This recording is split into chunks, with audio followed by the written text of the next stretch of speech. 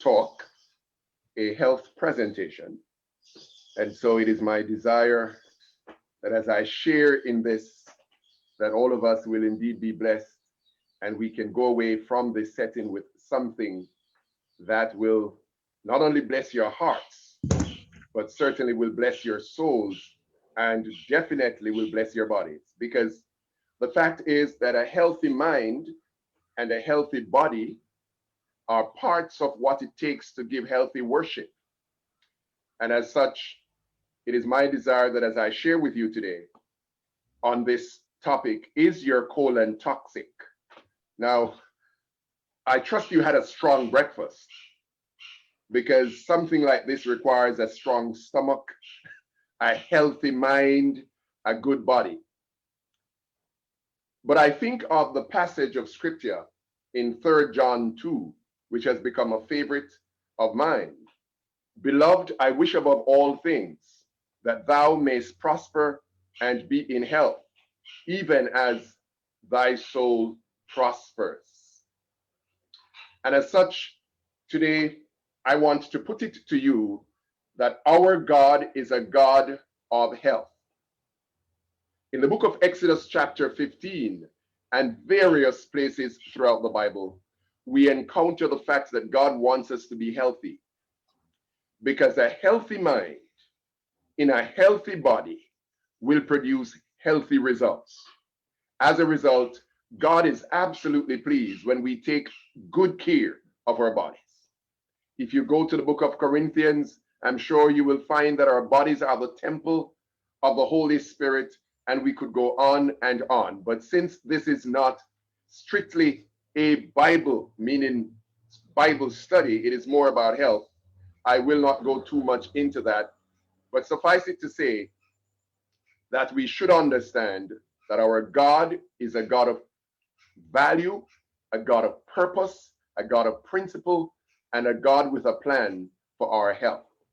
Henceforth, I thought I'd share with you today in this short space of time the matter of toxicity, how that affects the colon, and vis-a-vis how all of that can interrelate and inter-affect, so to speak, the rest of the human body. So it's certainly my pleasure to be with you today. Those of us on the Zoom and those on Facebook Live and wherever else you may be coming in from, let me take the opportunity to welcome you again to this study. So let us talk about it. The question then is your colon toxic? It is commonly known, and the ancients had a word to say, that life and death begins in your colon. It is therefore then very important for you to think of the thought as to whether or not you have a bowel, a colon, a large intestine, which is healthy and well. It is commonly said that there is a story about the colon, and I call this the colon story. Because some time ago there was a meeting, I'm told, of the various organs of the body, the liver, the lungs, the kidney, and all the other parts of the human body. And they all got up and they said, hey, you know what? I am the most important organ of the body. So the brain got up and the brain said, hey, if I shut down, the whole system is gone bad. The heart got up and the heart said, well, if as the heart I stop beating, the whole circulatory system is in trouble, and the rest of it, you know the story. The kidney got to speak and said, well, if I don't process the whole urinary thing, then there is going to be a problem. And the colon got up and the colon said, hey, don't forget me. I'm right here, guys. If I do not work well, then everything goes crazy. It was the liver around the corner that shouted out at the colon and said, hey, you smelly old sewage system, shut up and sit down. The colon decided to sit down, and the liver said, well, I process more than 500 chemical processes every day. Without me, the body will not be able to function well. And so the story went on.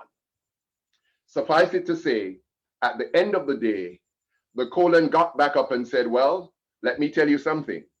If I don't do the work I ought to do, the brain with the whole electrical circuitry will not be able to work well. The heart with the circulatory process, it will not be able to function well. The kidney will not be able to filter properly. the lungs won't be able to function well, so the whole respiratory system will be in trouble. And at the end of the day, somebody sort of has said, you know what? I think the colon might be one of the most important ones of us. Well, ladies and gentlemen, brothers and sisters, the truth is that all the organs are important. My emphasis this morning, however, is on the colon. As you can see from your screen, the colon is said to be inversely related to every organ and function of the human body. Now, that's pretty interesting. Research has demonstrated that if a certain section of the colon is impacted and is dysfunctioning in terms of its operation, then that region to which it relates to the body goes bad. So if you look to your extreme left, for example, in that flexure right up there towards the left, that is right over here. I hope you can see my cursor. If that area becomes impacted with fecal matter and there are difficulties going on, so it cannot function well, it is said by science that the liver becomes enlarged. Amazing, isn't it? A little further down, you notice if another area gives trouble, the heart is in problem. A little further down, across the transverse colon, if that area is becoming impacted and not working well, then high blood pressure can be a result of that problem. Stomach troubles, and I could go on and on and on to tell you the various aspects of the colon, but time would not allow me to go through all the bits and pieces. So let's take it down to a few other important factors. The human digestive system, by the way, the intestine is a significant part of that process. So I like to say very simply that every human being is one tribe. Well, forgive me, guys, but bear this in mind. Every human being has one tribe. You know, there are times when there are discussions going on between guys and girls in our community, and a guy will try to pass a word on to a girl, and the girl will refuse to respond. And then the guy, in his ignorance, would say, sure, you have only one tribe. In Jamaica, we say, sure, you have one tribe. For those of us who are Jamaicans on the line. Well, the truth is that whether you be man or woman, boy or girl, in essence, you have one tube. And that tube begins in the mouth and it ends in the colon down the bottom down here. So it begins in the mouth up top. It comes down via the esophagus, and that enlarges when it gets into the stomach, and it forms a bigger tube known as the stomach. And then it gets small again at the small intestine at the ileocecal valve area. And as that goes on, it gets into the small intestine, this curly stuff you see in the middle here. And then later on, it expands again down here into what we call the large intestine, commonly known as the colon. And that works its way all the way down to the anus. And so basically, the truth is that we all truly have but one tribe, if you call it that way, or one tube from mouth to anus, no matter what your position. But let's look a little bit more. The question then that I want to ask you is your colon toxic? Is your colon poisoning your body? Are you having colonic issues and you don't even know? And how will these colonic issues affect your body? And another way to put the same question then is to ask, do you suffer from a toxic colon? A colon that is filled with poisons, undigested food, all types of chemical material that is not passing out effectively and therefore affecting your overall health and well-being and will subsequently cause greater health-related issues. Now, according to some estimates, over 50 million people in America suffer from some kind of bowel problem. And these are often related to the matter of a bowel, a large intestine, a colon that is unhealthy. Think about that. Over 50 million in a nation that has some 200 million plus. So round about a quarter to a third of Americans seriously have bowel-related problems. But let's look at some more of the findings. Here is this. Let us take a brief look now at what the colon looks like. Very often you see this in a textbook and you wonder, what kind of stuff is this, and what is it doing here, and why does it look the way it does? Well, here is it. The large intestine begins on the right-hand side of your body, way down at the right-hand side of your body, right?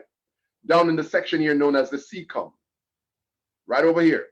So if you notice, the ileocecal valve is the valve that joins the small intestine that is curly in the middle, and it takes you into the large intestine.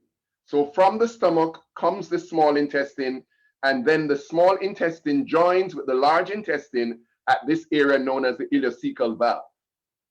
Right in this first section of the large intestine, over here on the left of your screen, it is really the section that is right down in your groin to the right-hand side, and below that comes the appendix.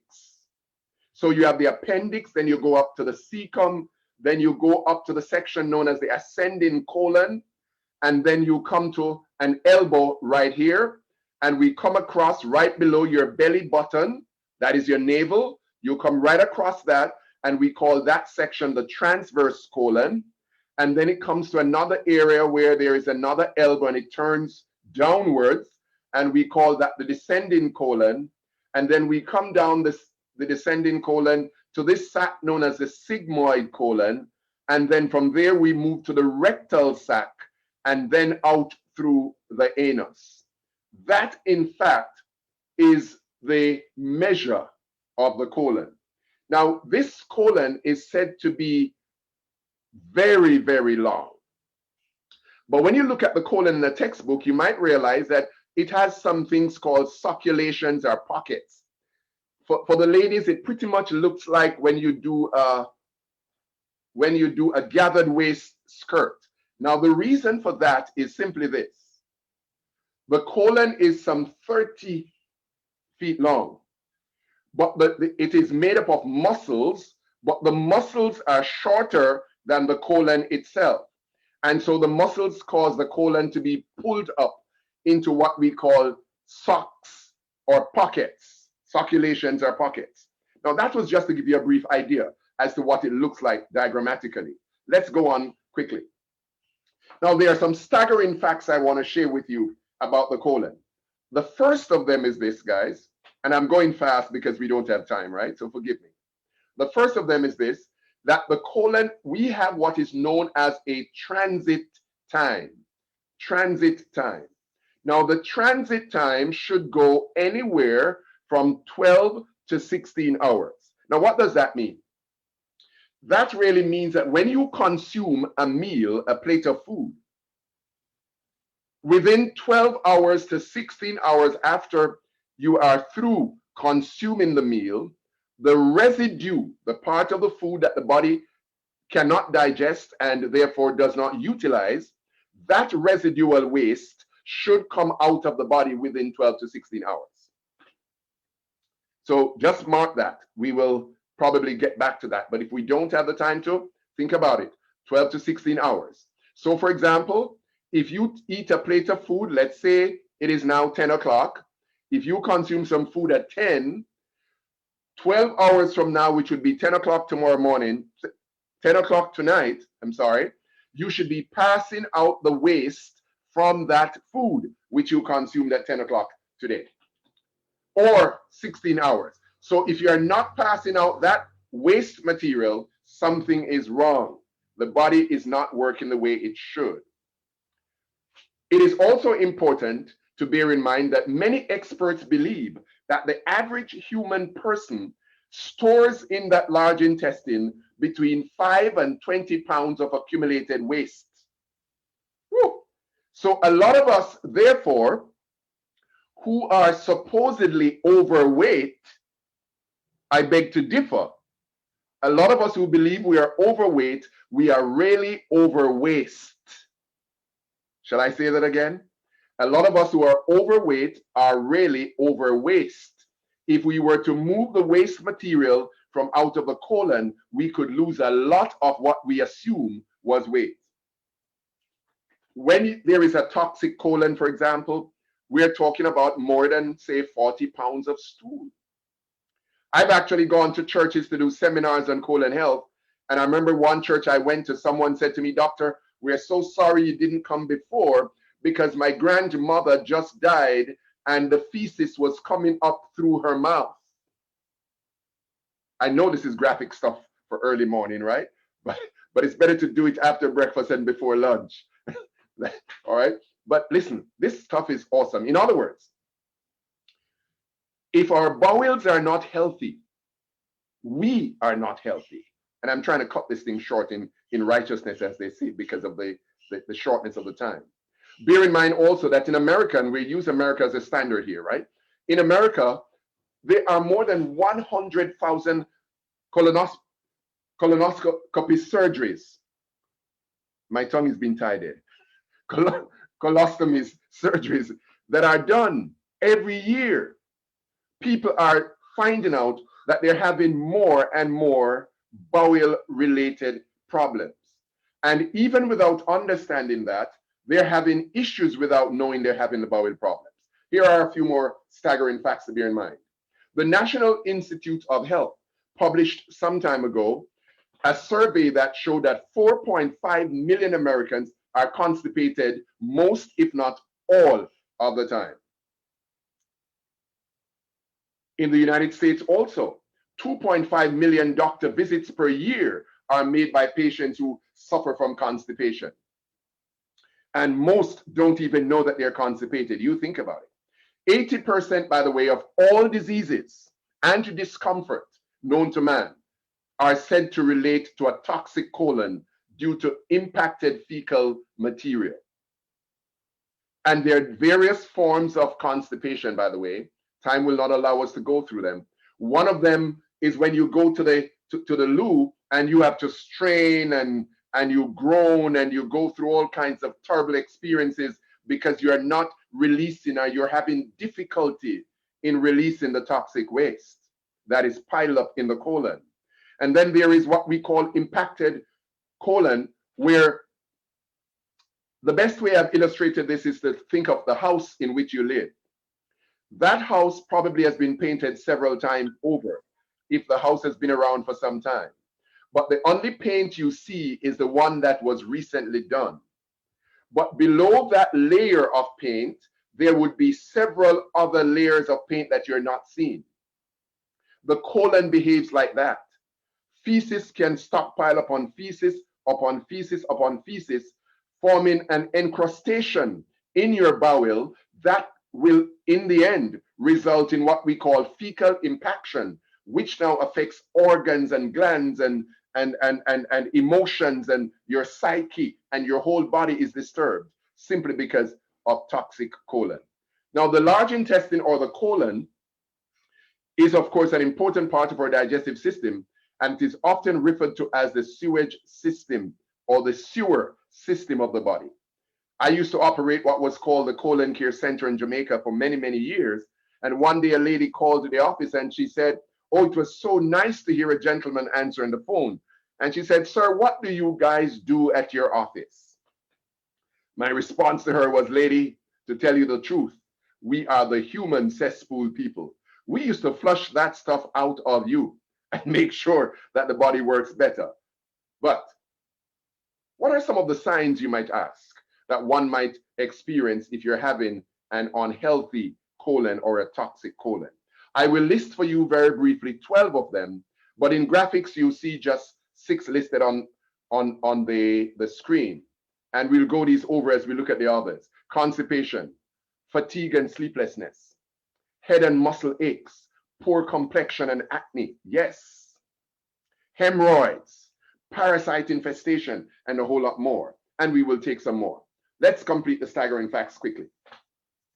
A healthy individual, hello, a healthy individual with a clean and healthy colon will have 2 or 3 bowel movements per day. My word. I know some people have controversies over this because very often you go to your doctor and the doctor says 1 is good. Well, I'm here to tell you, research has clearly demonstrated 1 is not good enough. Here's what we say. Your stool should be large should be well formed, which means it shouldn't be liquid like, it should not be diarrheal. It should be buoyant, which means it should be able to float in the toilet bowl. And it should not be accompanied by a foul odor. In other words, guys, when you're done using the bathroom, the toilet bowl, you should be able to sit down and have a meal inside it. There should be no odor. If your bowel is performing its duties well, if the bowel is healthy, and you would be passing anywhere around about 4 pounds of stool at any sitting. Come on now. We better run along. Time is against us, guys. Time is against us. But this is a sweet subject. I love it. I love it. I love it. Waste material deposits along the colon wall may not leave for months or even years. I remember seeing a Rastafarian brother in Ocherius, Jamaica at one of my colon care centers many years ago. This Rastafarian had not touched flesh, animal products or animal flesh in over 10 years. And when we performed the colonic exercise on this brother, he was passing out rotten meat from flesh foods he consumed 10 years before. Your bowel can store material in it for long, absolutely, and mighty long periods of time. Woo. And the stuff can go up 2 to 3 inches thick and as hard as a rubber tire. Think about that. And that stuff can be in your body and you don't even know. Well, let's look at some of the effects of a toxic colon. It can weaken and stress your heart. Some patients who experience heart palpitations and other cardiovascular issues, it's because the colon is bad. I wish we had time. A bad colon, a toxic colon, can cause skin blemishes, paleness, psoriasis, liver spots, and wrinkles. A bad colon may result in irritated lungs and cause bad breath. The doctors call this halitosis.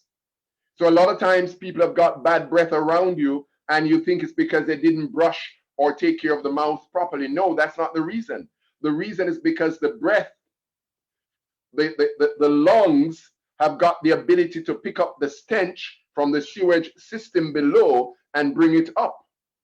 And so if your family member, your friend, your colleague is having bad breath issues, and no matter what the doctor does, the teeth are fine, the mouth is good, and the breath is still bad, go check the colon. It could be that there is serious colonic issues going on below. Also, bad breath can affect the brain. I'm sorry, bad colon can affect the brain, can disturb your mental functions, and cause senility. Absolutely. When the colon is toxic, it can cause pain and stiffness in the joints and contribute to arthritis. A bad colon can also cause muscle weakness and fatigue. Look at this. When the colon builds up toxic waste, all that poison, that grim and grime and muck and grease that should have come out and is unable to come out because of a poor functioning colon, then that toxic buildup is reabsorbed in the bloodstream. This causes what we call a serious health issue known as autotoxemia or auto-intoxication. Auto-intoxication, another expression is autotoxemia, is toxemia, and we also talk about self-poisoning. In other words, you are poisoning yourself with the residue that is in the colon. The transit time has passed, it did not get out, and my word, you are just not having enough bowel actions per day. Let me pause just to make light the matter, but also to tell you a truth that is important. The basic theory of colon function, healthy colon function, is that to every meal, breakfast, lunch, and dinner, there should be a bowel action. I want to repeat that quickly. To every meal, breakfast, lunch, dinner, there should be a bowel action. And if you think this is not so, I want you to look at the children, the babies, the young children that are not so familiar with the dining table yet. You will discover something amazing. Every time they eat, they poo. They poop. Is that right? Look back. Mothers, take stock. Look back at your babies. Look back at the young toddlers. If you don't think it's true, go over to the animal kingdom. Look at what happens to the cows and the animals. When they consume after a meal, they go out. That is the rhythmic pattern that the body is made with. There is something called peristalsis in our intestines, right? The muscular motion which causes the material to move out.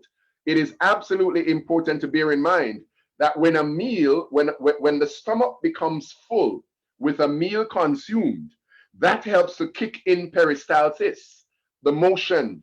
And so as the wave-like motion passes through the colon then seeks to empty itself. So if you're consuming 3 meals per day and you're not having 3 bowel actions per day, I put it to you, something is wrong.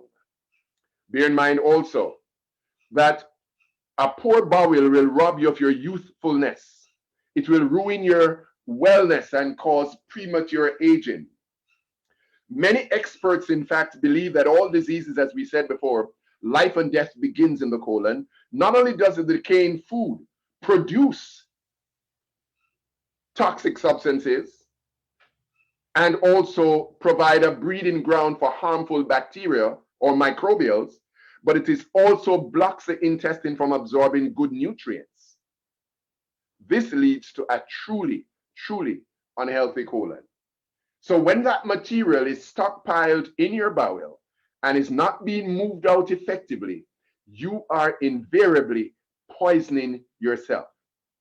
I used to tell my patients that we dig our graves with our teeth. Think about that. Guys, we've got to run along. Time is against us. Wow. Wow, look at that. Is your colon sick? All science, all research on colon health tells us that a sick colon creates a sick body. And so now our doctors are warning us all across the divide, whether they be naturopathic, whether they be medical, it really doesn't matter. But doctors are more and more coming into the reality that if the bowel is unhealthy, the whole body is unhealthy. Wow. You know, somebody says and talks about what we call habit. Habit, habit. They say if you remove the H, you still have a bit. If you remove the A, you still have bit. And if you remove the B, you still have it. The colon is somewhat like that. If you're not constantly cleaning and ensuring that the bowel is healthy, you will always have it stuck within you. So the question you must ask yourself this morning is, am I full of it? Is my bowel poisoning my body? Is the situation I experience now in my health, is it because my bowel is bad? I run along quickly to a close because I want you to hear my final piece. Well, I showed you initially in a diagrammatic form some of the dangers, but let's look at these 12 dangers very quickly. And these are some of the signs of toxicity that you can observe and begin to question yourself. Number 1, am I having unexplained weight gain? And I might tell you the opposite can also be true. You could be gaining the weight as well as you could be losing the weight rapidly if the bowel is not functioning well. Number 2, am I having abdominal discomfort?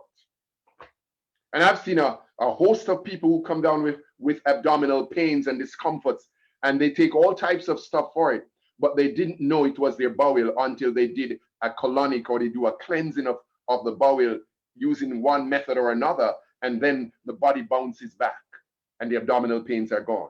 Women with period problems and all types of stuff. Important.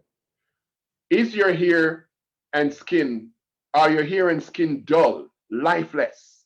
That could be because your bowel is not functioning well. Do you have unexplained fatigue, energy loss, lethargy, and all that kind of stuff? Are you having what they call in street talk a rum belly or a protruding belly? I've known of people who once they really cleaned that colon, that belly that was way out there before them simply come right down flat. And you wonder, my God, you mean it was all that stuff? Yes, it was. Are you having irritable bowel syndrome issues and bowel problems? That one would be obviously bowel, right? Yes. Wow. Guys, think about this. When last have you cleaned your colon? Look at that stuff found in a human colon. Think about that. Found in the human colon. And that is something that actually came out of someone. Hey guys, listen to this. Right behind the image, you're looking at the toilet, right? Did you know that the guy who invented the human toilet was known as was actually Dr. Crapper? I hope you got that. When you hear people talk about, oh, you talk crap or you XYZ, it comes from the invention, the name of the guy who actually invented a toilet bowl. Human beings, by the way, were never meant to sit on a toilet bowl. And again, I wish I had time. We're going to have to do this for a whole seminar one day, right? Yeah, human beings were never meant to sit on a toilet bowl because a toilet bowl destroys the effective functioning of your bowel. The ancients used to defecate in a squatting position. A toilet bowl which has you in an erect position, almost a right angle situation, destroys your bowel rather than helps you. Henceforth, one of the things we recommend is that you should have a stool below your toilet bowl so you can elevate your feet onto the stool and you can sit in a squatting position. That will help you to evacuate the feces more effectively and therefore support your bowel function. Bad breath. I told you about that earlier on. Halitosis, right? Yes. The lungs pick up the stench from the colon below and brings it upwards and through the mouth. Constipation, whether it be regular constipation or impacted bowel or whatever form it comes in, yes, you should not strain and stress. When you sit on that toilet bowl, you should just hear a pop sound.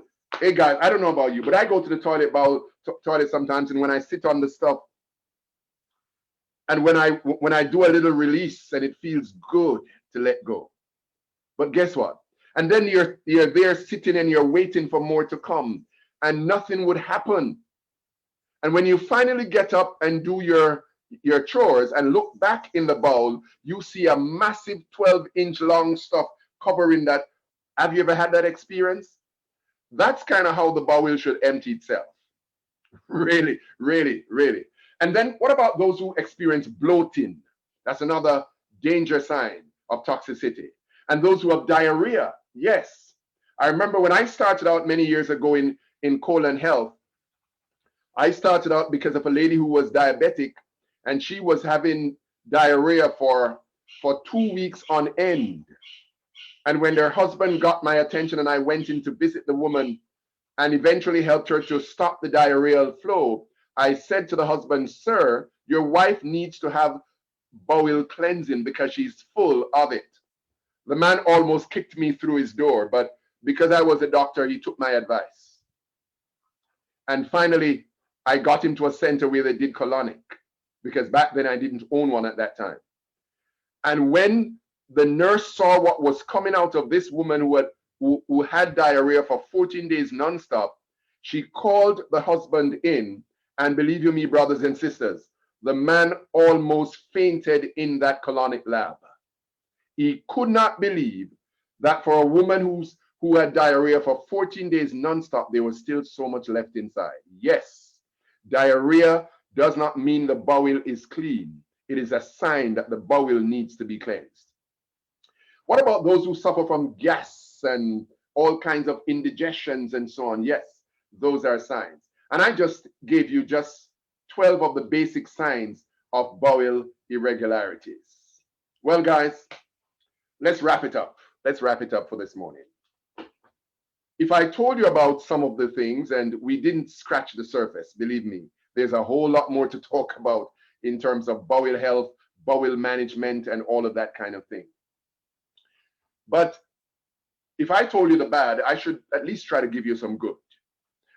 So let's look now in the next few minutes as to how it is we can possibly have better quality bowels and manage our bowels even better. Number one, there are 7 fundamental factors that are important.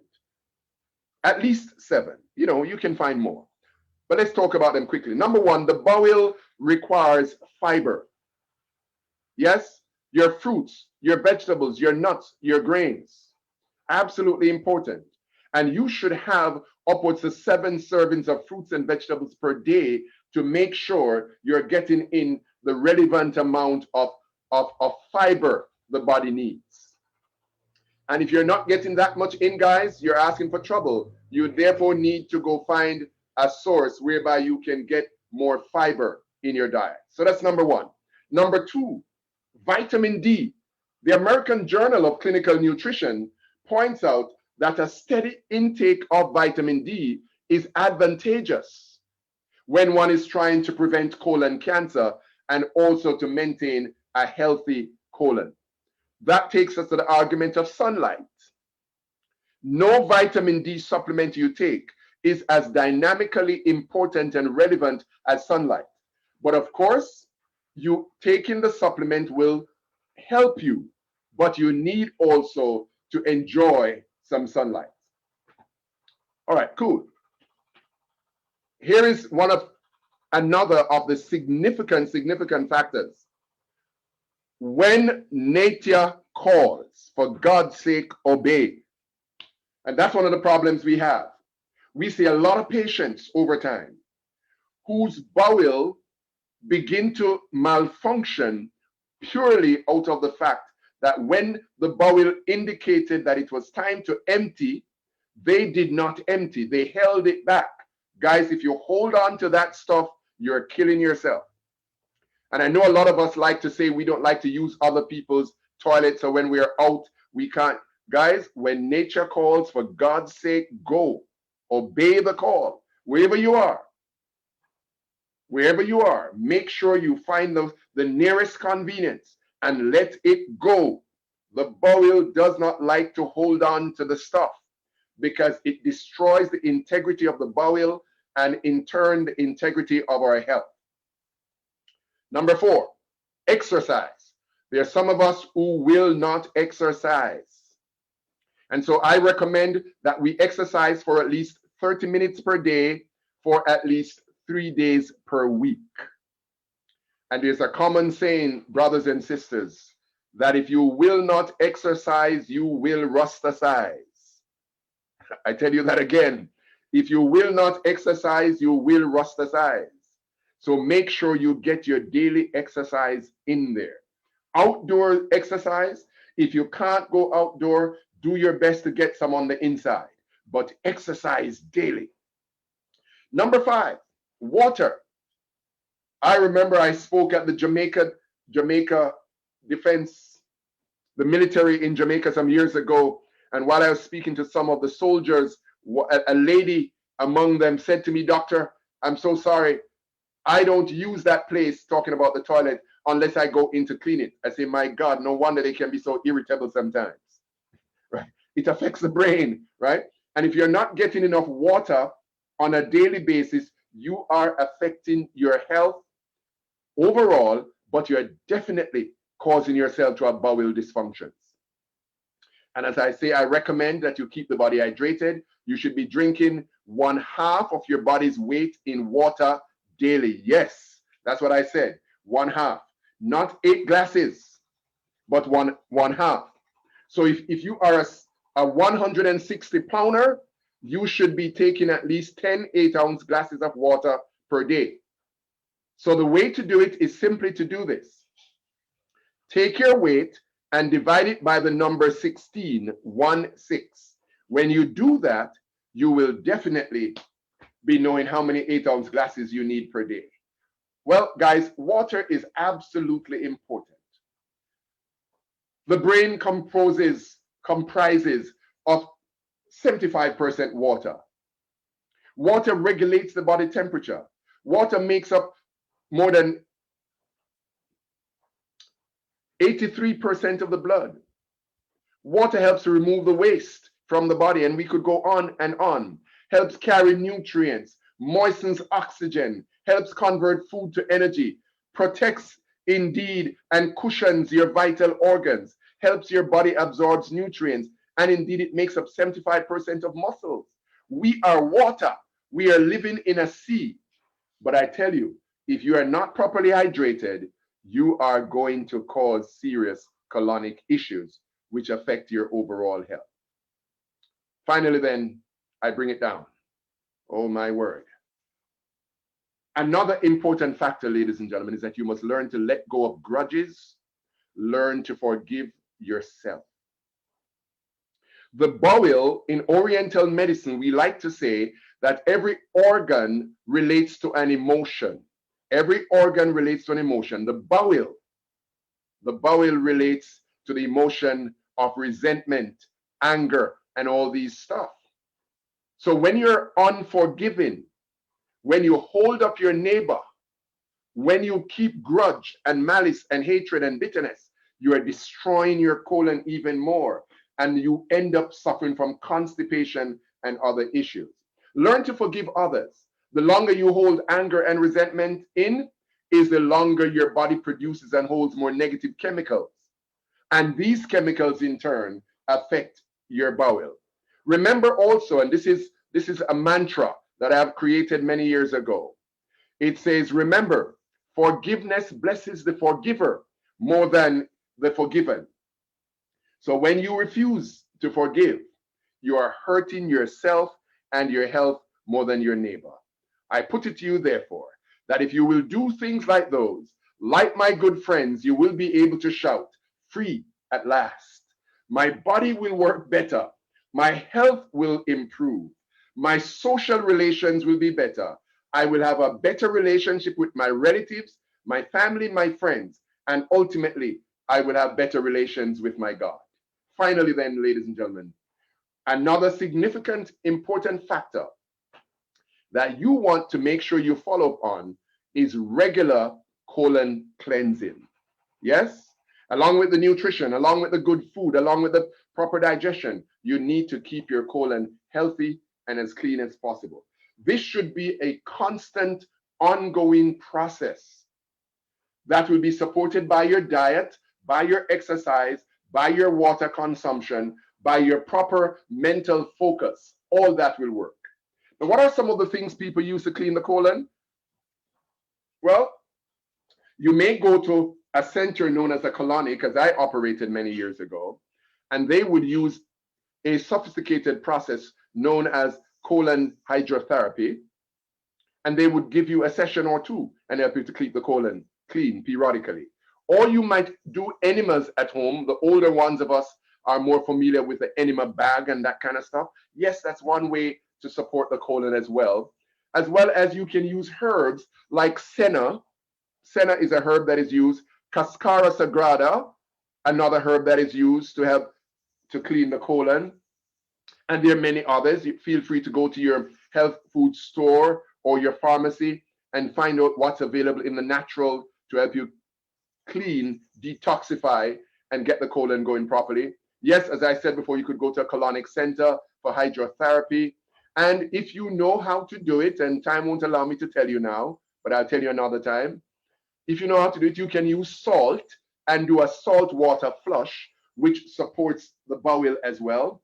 Back in Jamaica, people use things like aloe vera and other things, and grapefruit juice, and they blend them together and they drink that kind of stuff. But certainly, one of the things you want to do is to make sure that you consult with your doctor. You want to consult with your doctor, be your doctor a naturopath, or a medical practitioner, consult with your doctor to make sure that you're going along the right path, to make sure that your body can handle the kind of cleansing process you want to go through. Because depending on the strength of your body, one form may be too harsh for you and therefore may cause difficulties. So you certainly want to consult. But my point is, if you are going to be healthy and well, you need to have a healthy and a clean colon. If the colon is clean, the body is healthy. If the colon is dirty, the body is impure. The blood becomes impure, and the blood supplies the whole system and therefore affect everything.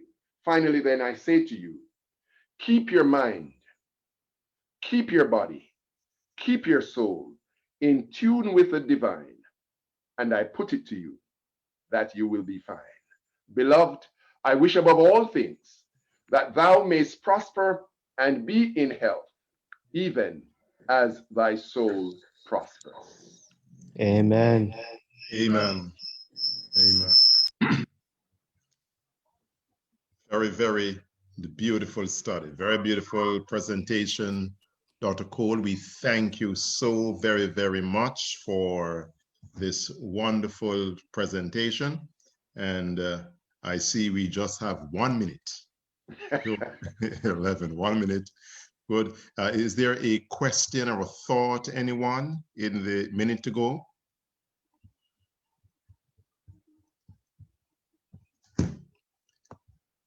Okay, apparently there is. Yes, I have a question, if I may. Yes. I was just wondering if the use of the herbs and salts and so on would be good enough to get rid of those quote unquote tires that might have built up over the years. Well, certainly, Sister Andrea, they would not in a one shot. And that is why sometimes someone needs to have a series of cleanses, Okay. one behind the other, well spaced and properly managed by an expert, so that you will be able to have the effect of it. But we have seen in the colonic center, in our colon care center back then, we have seen all types of things come out of people. Oops. Generally, when you do the first one, for example, in most cases, not much comes out. And so one thinks, oh, I'm good. But as you continue the series, more and more breakdown begin to take place and you begin to see more. So yes, a series is usually the best approach, but you need to begin somewhere with at least one or two. Okay, thank you. You're welcome. Okay. Wow, this was awesome. So, And Doc, a question. Not really a question. Morning. I am saying that based upon the presentation, right? I mean, yeah, I always have it saying we're going by the morning can come good at evening, right? So we want it to come good now. Although it gone bad, we want it to come good. So the process them who not have it, we have to result to like the grapefruit and the aloe vera and that stuff then. Cause we can't go to those big name what they talk about. So we are I'm sure you can. But the case of the one them who not have it. That's not we don't want you to look on just the broad, you know, the up. We want to look on the low too. okay, So I agree. that part also. You know, the truth is that there is something somewhere that anyone can begin with. So, but it's always a brilliant idea to make sure you consult with your doctor first. Make sure that you're consulting with your doctor first. And that's for a good reason. You see, sometimes you don't know what else might be impacting you. And therefore, you want to make sure you have proper consultation, proper evaluation before you begin a course of action. So I would always say, yes, you can get some senna and you can do some aloe vera, but that's just the start, right? But you need to go see your doctor, go see your practitioner, go see the person who can guide you better along the path to make sure that you don't do anything that could be of harm or danger to you. Okay. Okay.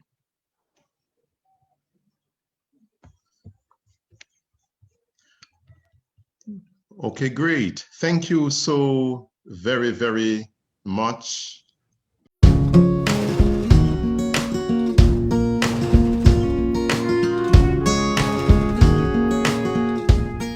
Thank you for following today's broadcast, brought to you courtesy of Dikayoma Ministries International.